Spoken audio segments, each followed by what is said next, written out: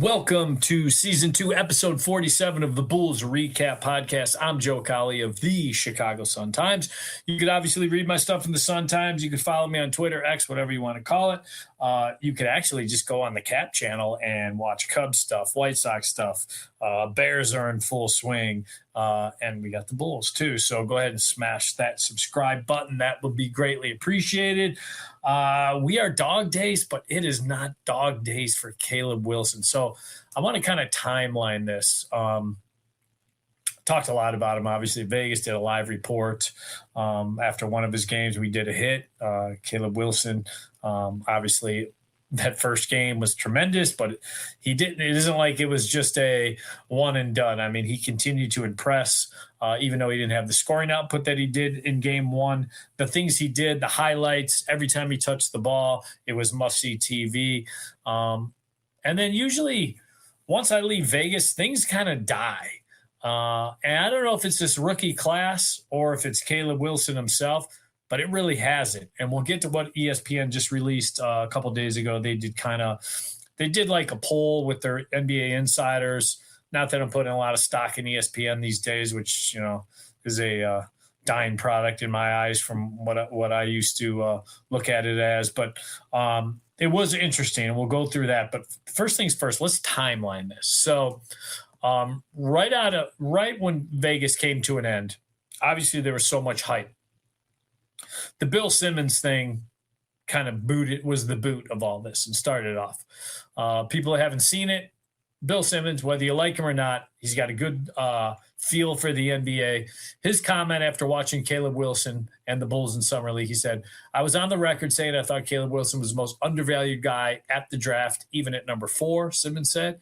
I think there was a real case just to trade back, and he might be the best player anyway, which I don't even normally feel that way with the draft.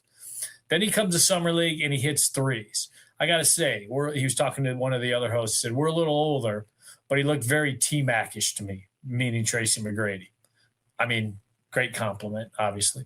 That was the one that jumped out to me. I was like, this is watching T-Mac again. Like he's taller, like he's 6'10". He's more 6'9", but okay, well, let's give him 6'10". But same kind of skinny inside, outside.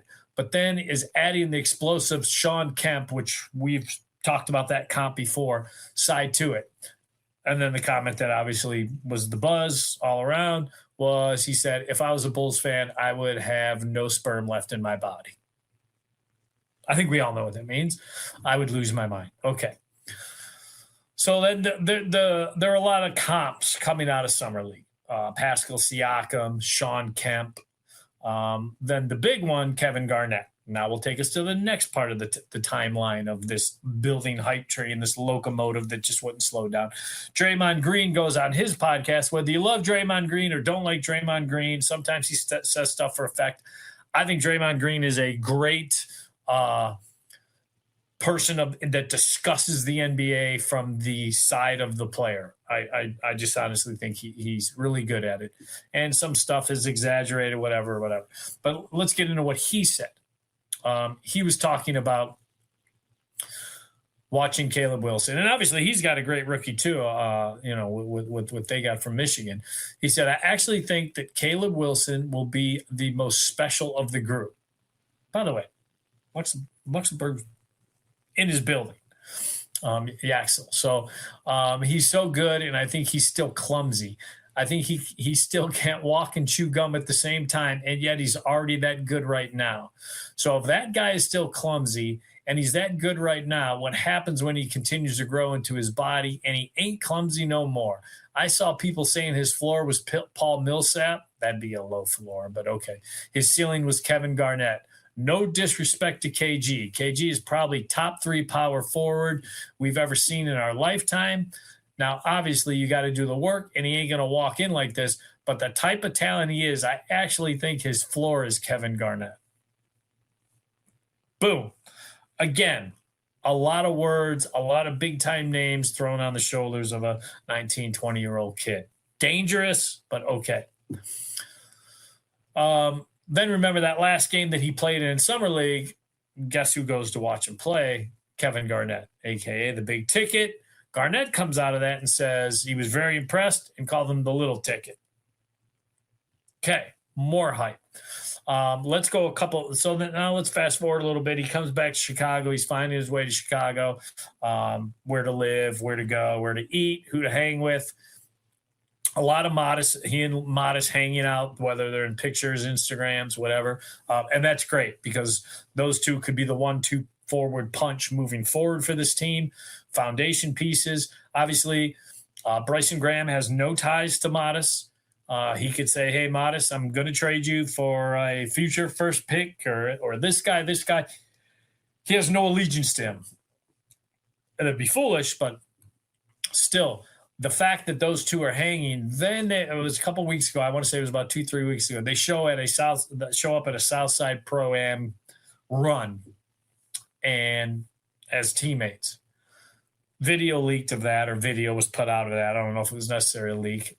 Pretty freaking impressive. I mean, two dudes doing dude things. So that was great to see. So the engine is still chewing along. People are still feeling good. Then I believe, I don't know, you can go and Google it and figure it out yourself. It was Horace Grant talked to somebody. He raves about, this was like last week, he raves about Caleb Wilson. To sum it all up, the thing he says is this is the most hype, most excitement, best he's felt about a youngster since D Rose. That's big. I don't think Bulls fans have been this hyped. And again, that's different because that was a Chicago guy. I don't think they've been this hyped about a individual player who didn't grow up in their backyard since I've been in Chicago. I moved here at the end of 97. Obviously, the end of the Jordan run, the last dance was my first year in Chicago. So say what you want about that.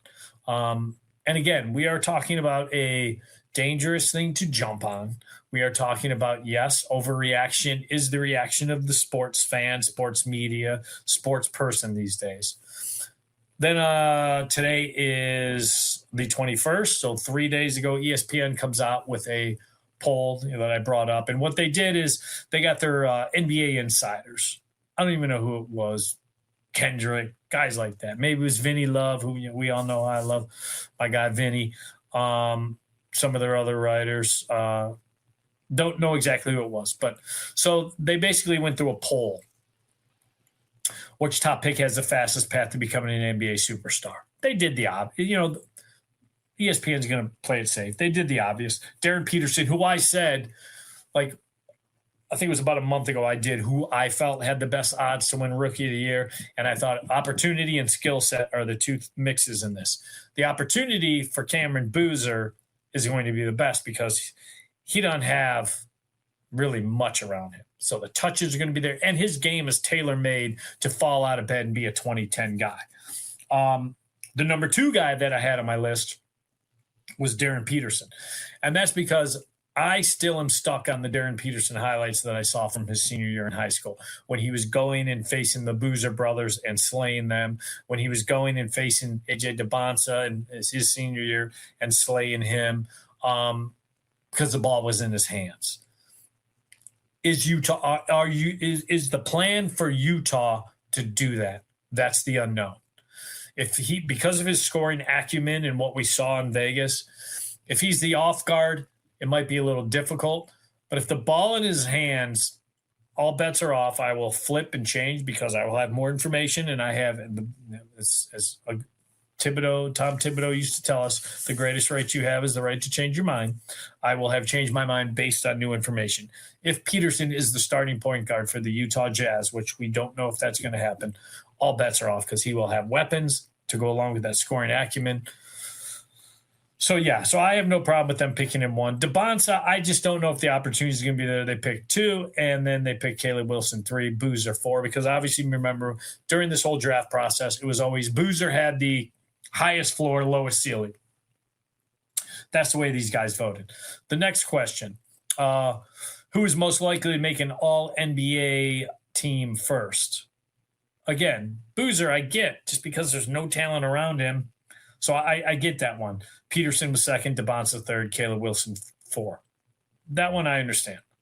Which lottery pick will be selected to an all-star team first? They went to Bonsa first. I don't know why they strayed from Cameron Boozer. I would still think it's going to be Boozer just because of opportunity, and number two, because of Peterson. I mean, the bottom line is Trae Young is going to get love votes that he always gets, and AD is going to get the benefit of the doubt. They're not taking three guys from the Washington Wizards. So I didn't love that answer. I think more likely Darren Peterson, Boozer, then Caleb Wilson, but they went to Bonsa first. But whatever. Which top rookie has the highest long-term ceiling? This was interesting because, again, it goes into that whole mindset that Boozer was a high floor guy, lower ceiling. They went to Bonsa first, Peterson second, Caleb Wilson third, Mikel Brown Jr., who I've raved about on this podcast, was fourth. That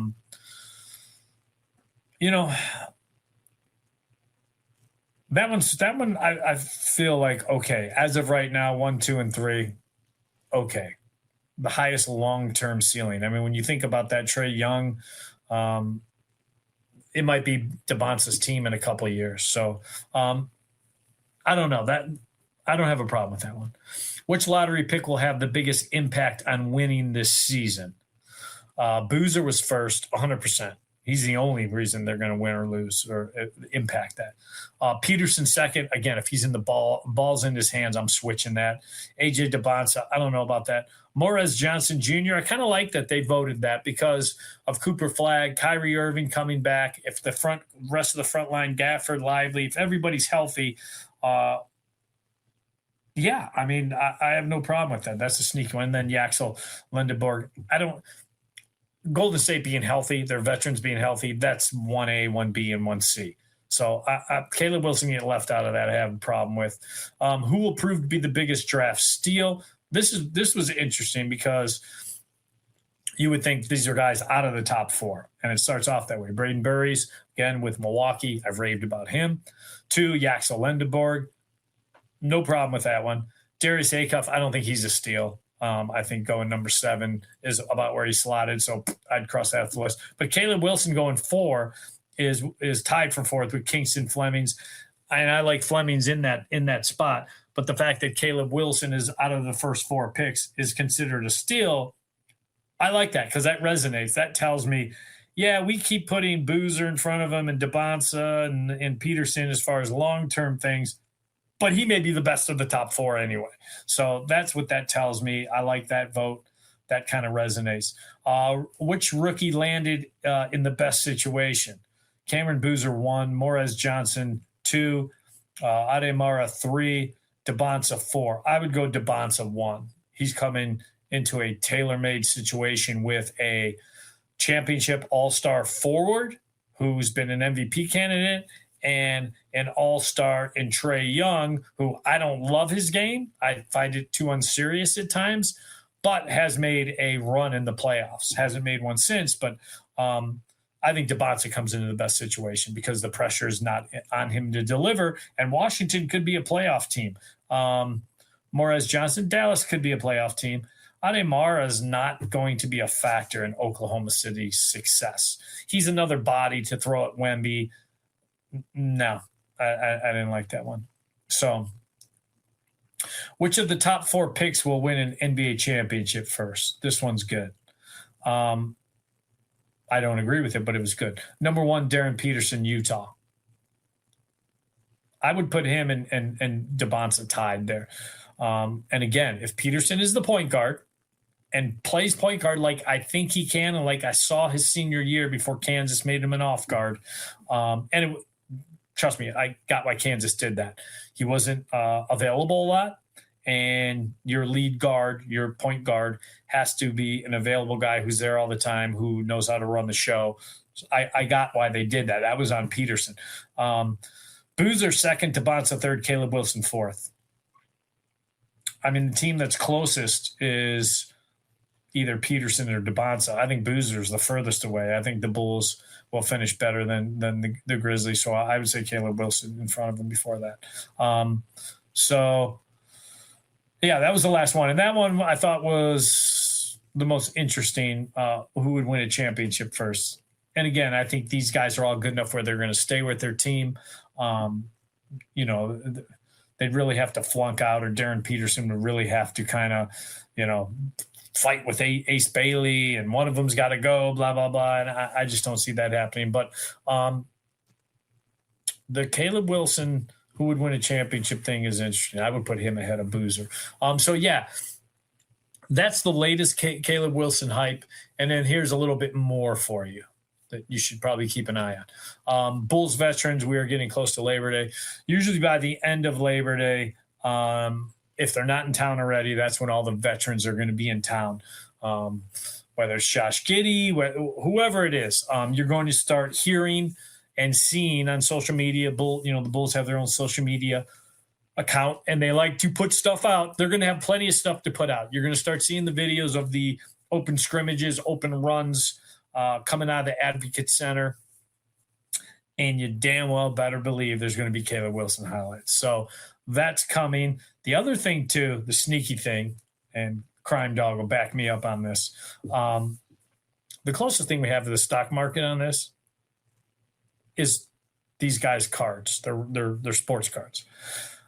Go and look at the prices of what Peterson, DeBonsa, Boozer, and Caleb Wilson have done since Summer League. Probably going into it, AJ DeBonsa's card was the most expensive. Boozer's was probably second because he was a late signee to Topps. So it was kind of a rush job. They were a lot of them were redemption cards, blah, blah, blah. I'm getting too much into the business, but whatever. But DeBonsa's was the most expensive. Boozer's was definitely second. Peterson's was third. Caleb Wilson's was fourth. And Caleb Wilson's was somewhat of an easy grab. Go look at it now, post Summer League and post all the hype, whether it was Bill Simmons, whatever it was, whether it was Kevin Garnett said. Go look at the pricing now. Boozer's has not changed at all. It was what it was. DeBonsa's have gone up a bit, not much. They're kind of the same price they were before Summer League started. Peterson went up a tick. He did tick. Caleb Wilson's have doubled. I would say a good autograph Caleb Wilson card, numbered card, and again, might be going too much in the weeds, but $150 to $200. You will not find anything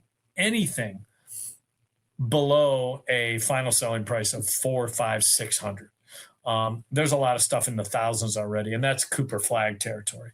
You flip a Cooper Flag autograph or a elite number card, that's $1,000 in your hand. So just so you know, kind of measure it where the business is right now. But Caleb Wilson's cards are the barometer to me of the feeling, the hype that people have in this guy. And it's just because of the highlights that came out of Vegas. So I'm excited to see what the next month kind of reveals about this guy, because now he's going to be facing, it's not going to be a program on the South Side where you're going and playing, plumbers and electricians that can play basketball, but you are going to be facing NBA players, and it's going to be exciting to see. So we'll keep an eye on it, but that damn train keeps going, and I have not seen anything like this in, again, 2012-13 season. The Derrick Rose, will he play or won't he play season where he sat out all year, was my first year as the full-time beat writer. I have not seen anything like we're seeing about from Caleb Wilson since, so it's exciting. So, all right, let's get to Cowley Island. I was just at an island, so I can feel it. Aggregate guys. If you don't know what an aggregate guy is, he is – so the way the environment of a pond works, you got your fish, turtles. They're all just – they're hunters and gatherers, or hunters. They're just beating ass. They're just up there getting their food and stuff. Then you got the bottom dwellers. They don't move. They chill at night and wait. They wait for duty to float down, food that doesn't get eaten to float down. Whatever floats down to them, that's what they gather. That's what the media aggregate guy is. He doesn't do any of his own work. He pretends like he's got sources or he's got blah, blah, blah.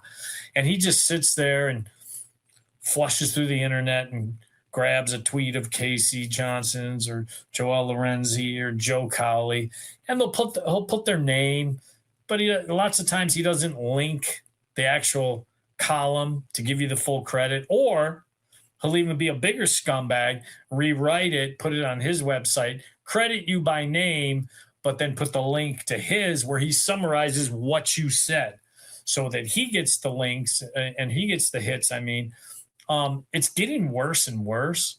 And again, I don't mind it. There is a space for it. But again, don't pretend you're something you're not. There is a space for it. It's at the bottom of the pond where the duty is, where the excess fish pieces that nobody wants, where the dead animal body pieces fall to. You're a bottom feeder. And as long as you understand that and acknowledge that, I'm fine with it. But just don't pretend you are a hunter. You are not hunting and killing and bringing stuff to the table. Very few you are. You are what you are. If you acknowledge that and you acknowledge us the right way by saying, hey, Joe Cowley wrote this, here's the link to it, here's my take on it, I'm great with it. I'm fine with it. Just remember why you are eating, why you got the food in your mouth. So finally, last thing, let's get to the list. I got the Madden review coming out in the Sunday Sun-Times, probably posted before that. I had the college football review from EA Sports a couple weeks ago. NBA 2K, can't wait for that. There's some dudes to play this season. I think Wemby is the main guy. D Rose is on the deluxe edition, so all you Bulls fans can grab him. I mean, just think about it. You got Caleb Williams on your Madden cover, pretending he's the Iceman, stolen name, stolen valor.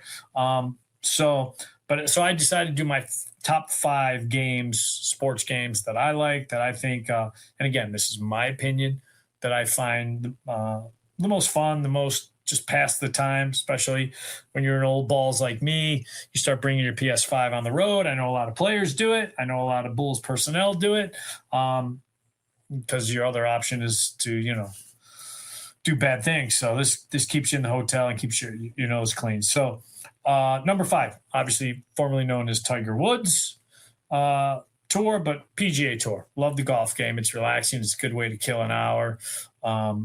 It's fun. It's easy. It's probably one of the easier games. Create your own character, bring them through the ranks. Love it. MLB The Show, staple. I mean, that's a baseball staple. Create a character. I'd advise you make him a pitcher. Then you can know exactly when you're coming in, bring them up through the minors, make them star, blah, blah, blah. NBA 2K, now I know a lot of people are going to bitch and complain and say NBA 2K should be number 1. Used to be number 1. NBA 2K needs they need some changes. It's gotten very stagnant. It's the same thing. You either create a crazy character and bring them to the beach and play basketball with your buddies. And it seems to me it's gotten stagnant. Number 2, I'm going Madden. This year's Madden, love it. They put a new kind of like a DNA engine into it, where when you're running a team, I mean, if your receiver's a diva and you're not taking care of him, he's going to disrupt team DNA. You negotiate with guys. It could drag on for a couple weeks for contracts.